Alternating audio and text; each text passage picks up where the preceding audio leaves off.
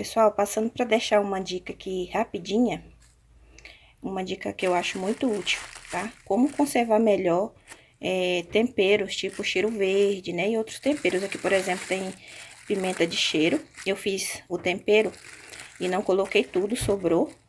Então, se eu deixasse numa vasilha ou se eu deixasse embaixo, né? Na geladeira normal, não ia durar muito tempo, né? Até que acabasse o tempero que eu fiz, provavelmente já ia ter estragado.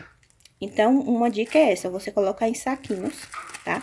Não pode deixar assim com muito ar dentro, tenta tirar o máximo possível e congelar. Esse aqui vai pro congelador e aqui vai durar por muito tempo. Ele congelado conserva assim um tempo absurdo, não estraga fácil. E pode ser qualquer tipo de tempero, né? Cheiro verde, coentro, salsinha, cebolinha, né? Aqui no caso tem pimenta de cheiro, mas pode ser também pimentão. Então, estando assim no saquinho, conserva por muito tempo. Pode até usar, ó, esses saquinhos aqui, que é aqueles saquinhos de geladinho, né? De sacolé, chup-chup, cada lugar tem um, fala de um jeito, né? Mas pode picar também e colocar dentro desses saquinhos aqui a quantidade que for usar, né? Que você vai retirando de acordo com o uso. Ou também pode colocar em vasilhinhas de gelo.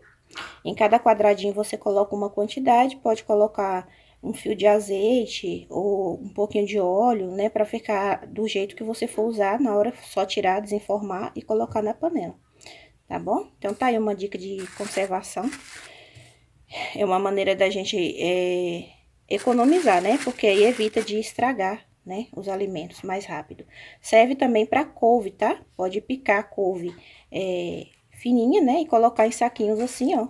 E conservar no congelador, que dura por muito mais tempo. Tá bom? Uma diquinha rápida aí, espero que vocês tenham gostado. Se deixou, compartilha essa dica aí para outras pessoas também. Fiquem com Deus, tá bom? Até o próximo vídeo.